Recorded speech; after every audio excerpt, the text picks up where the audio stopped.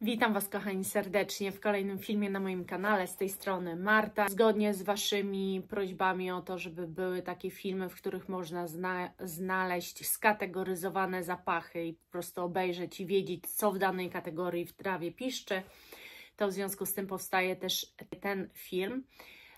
A w tym filmie będzie o zapachach zielonych z mojej kolekcji. Różnie zielonych, ale wszystkie zdecydowanie łączy zieloność. Zapraszam.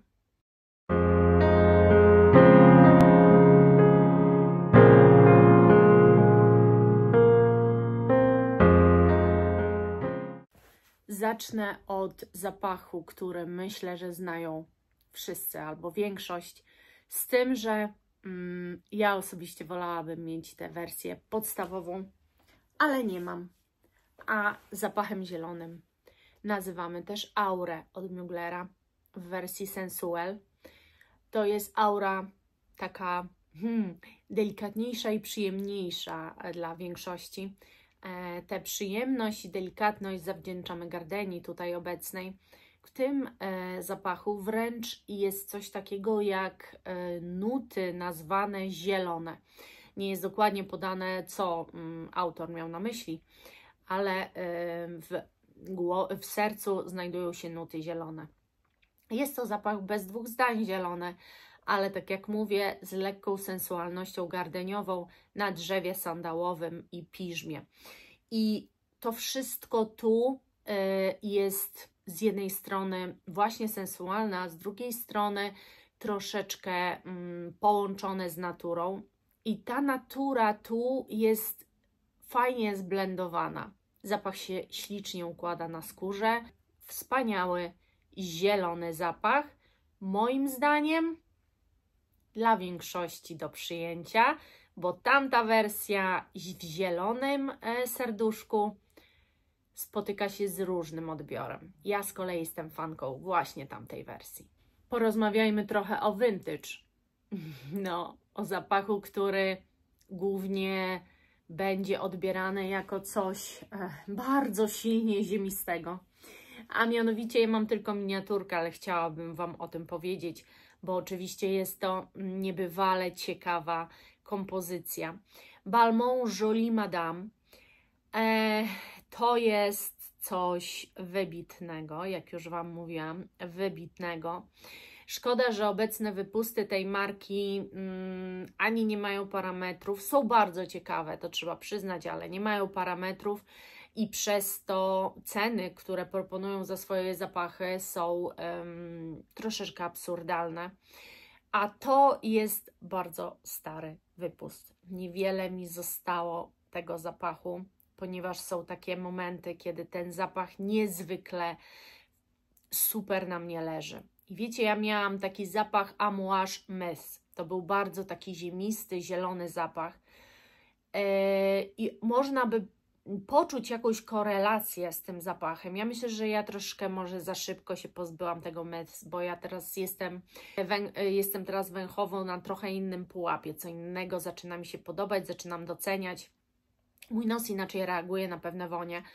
I odkąd sięgnęłam i zapragnęłam poznać te bardzo, bardzo stare wypusty, to muszę powiedzieć, że te perfumiarstwo doceniam bardzo. Jest to przepięknie ziemisto-zielony dla mnie zapach, bardzo, bardzo związany z naturą, bardzo realistyczny, ze świetnymi parametrami. Bardzo dobrze się ten zapach nosi. Nie muszę przedstawiać nikomu linii Jardin od Hermesa, tak mi się wydaje przynajmniej, a już zapach Sur Le Nil jest owiany niezłą sławą. Myślę, że to jest zapach z czerwonego dywanu obecnie, jeżeli mówimy o zapachach zielonych. Zdobył ogrom popularności i wcale się nie dziwię. Zapach przepięknie się nosi, jest totalnie zapachem zielonym, ale noszalnym. Z tym akurat bywa różnie. Tutaj wszystko się udało, dlatego że oprócz tego, że sam zapach jest naprawdę przepiękny i noszalny, to jego parametry też są świetne, jak na zapach zielony. Ponieważ ciężko jest o genialne parametry zapachów zielonych. Tu jest po prostu super.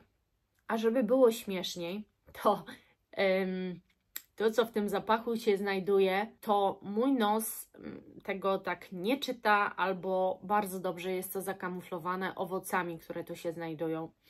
Bo tu jest mango, które teoretycznie jest takim owocem tropikalnym, na ogół słodkim, ale tu ma totalnie inne zadanie. Wydaje mi się, że jest kontrapunktem dla pomidora i marchewki znajdującym się w tym zapachu. Oraz są takie kwiaty jak lotos i piwonia, które też dają mgiełkowości i lekkości temu zapachowi. Jest to zapach aromatyczny, zielony, ale niezwykle świeży i po prostu piękny. Nie, to nie jest pomyłka. Tkliwi nihiliści numer 1 to jest zapach zielony. Okej, może bardziej ziemisty.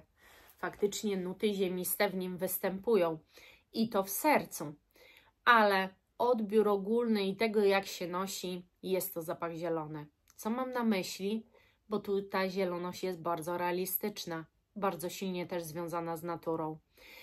W Hermesie Jardin sur le Nil mieliśmy połączenie kwiatów i owoców oraz pomidora i marchewki, które były przedstawione w sposób dosyć świeży i ta zieloność wynikała raczej z obecności tych właśnie owoców. Może tego pomidora, którego mój nos nie do końca czyta. Ale tu jest bardzo świeżo i przede wszystkim dosyć leśnie, dosyć ściółkowo wręcz bym powiedziała. Jest to taki zapach bardzo realistyczny. Nie spodoba się każdemu. Nie każdy uzna go za zapach noszalny. Ja uważam, że układa się na skórze wspaniale, że jest to taki kontrapunkt do wszystkiego tego, co znamy i co też mainstream nam przedstawił. Bardzo dobra propozycja. Frédéric Malle Outrageous. Niewiele zostało, ale jest to jeden z moich ulubionych zielonych zapachów. I jest to znowu zapach, który czuć taką cytrusowość połączoną z zielonym jabłuszkiem. Przepiękny, natomiast wszystko jest skomponowane na sposób bardzo świeży. Moim zdaniem zieloność całą tego zapachu robi właśnie neroli, które znajduje się w sercu. I jak wiecie, ja z neroli mam love and hate relationship, ale nie tu. Tu jest tylko love. Tu jest wszystko, co powinno być. To jest właśnie taki typ zapachu zielonego, który spodoba się większości i jest totalnie noszalny. Coś w typie właśnie Hermesa Jardin sur le Nil. Piękny. Nie byłabym sobą, gdybym nie powiedziała Wam o Prakcie Svensk Parfum. Mam wrażenie ostatnio, że strasznie dużo o nim mówię, ale może to tylko wrażenie. Nie da się. Jeżeli mówimy o zielonych zapachach, ja nie mogę nie wspomnieć o tym zapachu. To jest dosyć słodka propozycja. Wydaje mi się, że najsłodsza z tego wszystkiego, o czym Wam dzisiaj powiem. Mimo że jest to zielony zapach, to pachnie on słodkim, dosłodzonym agrestem i z odrobiną rabarbaru. Ten rabarbar daje oczywiście kwaskowatość, jak to prawdziwy rabarbar, ale tu jest jeszcze odrobinę dosłodzony. Przepiękna kompozycja. Tak, ktoś ją nazwie owocową, ale nadal w typie bardzo świeżej i zielonej. To jest świetna propozycja. Zielono mi. Ktoś mnie jakiś czas temu prosił i pytał, czy znam zapach Frédérica Malle en passant, że chciałby poznać. Zawsze możecie do mnie napisać. Nie mogę wstawić na sklep, bo mam 10 ml, więc głupio mi wstawiać 2 sztuki czy coś takiego, czy 3, ale możecie do mnie napisać. Jeżeli bardzo chcecie en passant poznać, to ja postaram się spełnić te Wasze wymaganie, dlatego że uważam, że to jest najpiękniejszy zapach wodno-zielony. Tu głównie przeważają nuty wodne i w ogóle takowe się znajdują w składzie. Ta zieloność jest dopiero później. Uznajemy ten zapach za kwiatowy, ale cały wydźwięk zapachu, jego świeżość, to jak odbieramy, po prostu ten zapach bardzo silnie wskazuje nam, że jest to jednak zapach, który moglibyśmy skategoryzować, czy powinniśmy skategoryzować jako zielony.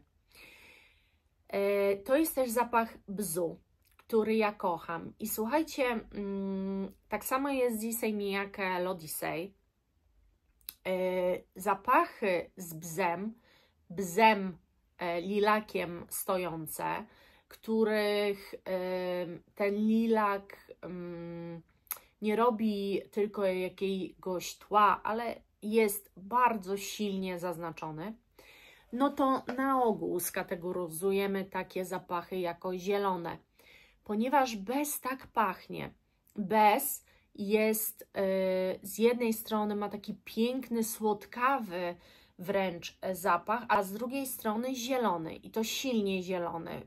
Czuć te gałęzie, na którym ten kwiat się znajduje, czuć te liście, które są. Kiedyś przynosiłam mamie, zawsze chodziłam zrywać bez i przynosiłam mamie i pamiętam, że nawet liście obrywało się tylko od spodu, nie po całości, z liśćmi wstawiało się do wazonu i ten bez dawał zapach wszystkim tym, co się na tej gałęzi znajdowało, więc jeżeli mamy bez, to mamy zapach zielony. Jeden z najpiękniejszych zapachów, jaki komukolwiek mogłabym polecić, dlatego że o ile tamte czuć, że to są uniseksy, o tyle en passant to jest turbo kobiecy zapach, zresztą chyba nawet sklasyfikowany jako zapach dla kobiet w tej marce.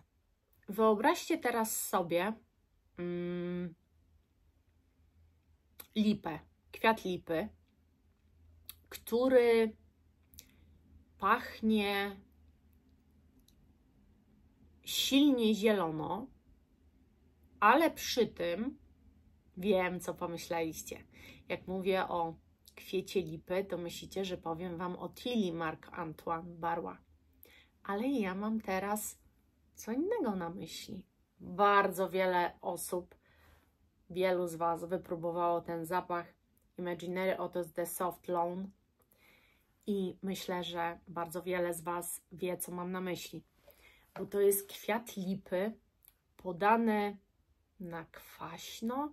To jest strasznie wibrująca i kwaśna zieloność, ale jest tak cudownie skomponowany ten zapach. Drugiego tak krzyczącego uwaga, idę, nie ma.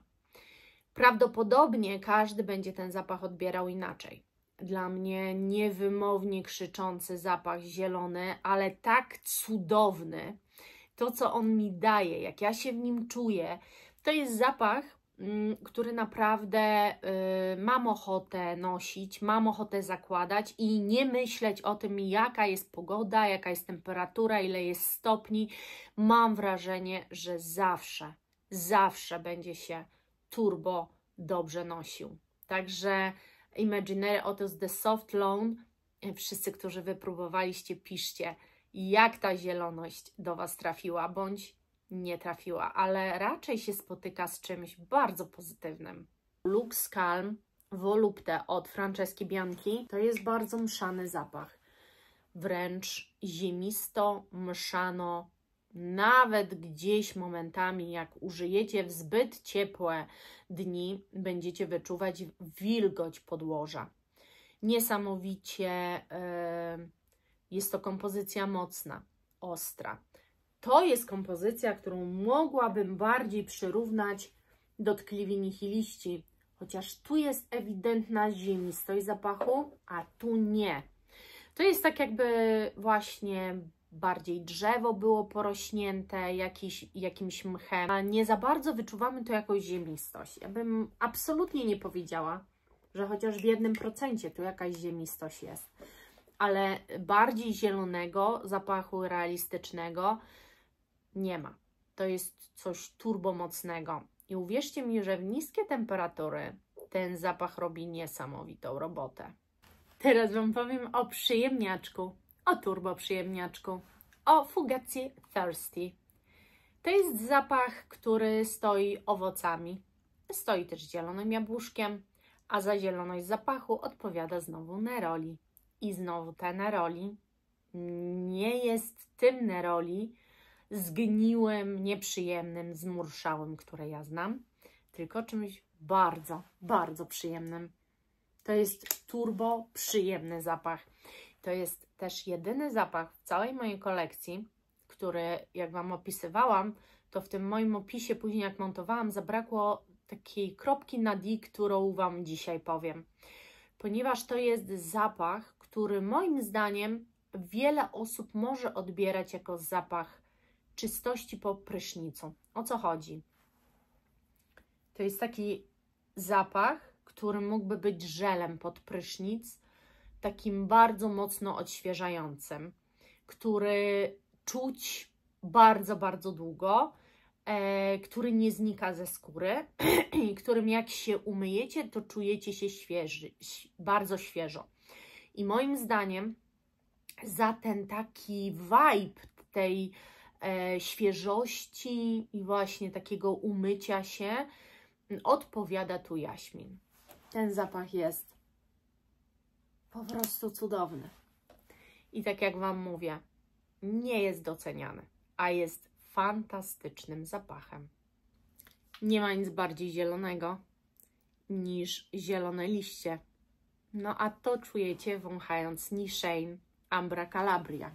Zielone liście. Dosłownie. W połączeniu z jakimiś cytrusami, odrobinę to zmiękczającymi i odświeżającymi.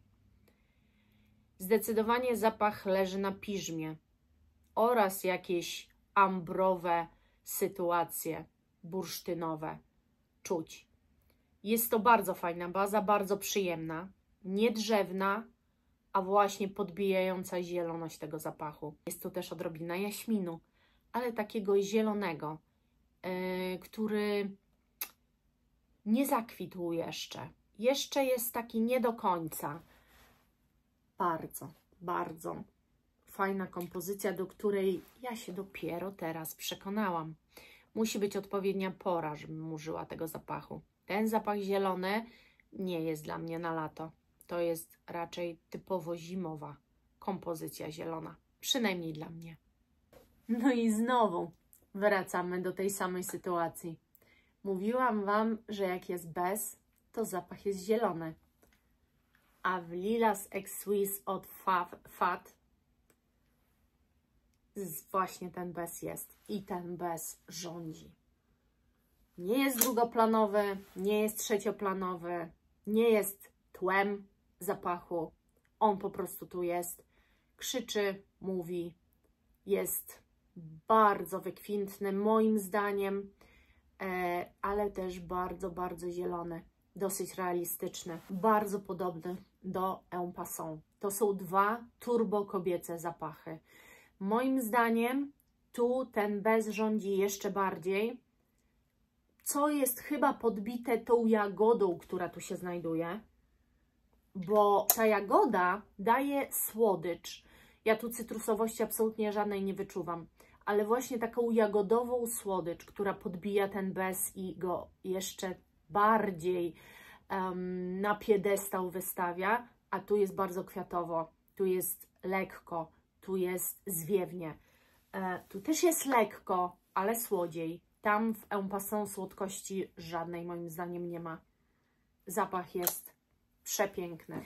To by były wszystkie moje zielone propozycje. To są też propozycje, które w większości nadadzą się panom i też będą, wydaje mi się, czerpali z nich przyjemność. Podzielcie się swoimi zielonymi zapachami w kolekcji. Czy lubicie zielone zapachy? Czy poszukujecie takich zapachów? Ja za dzisiaj bardzo serdecznie Wam dziękuję. Buziaczki, kochani. Pa, pa!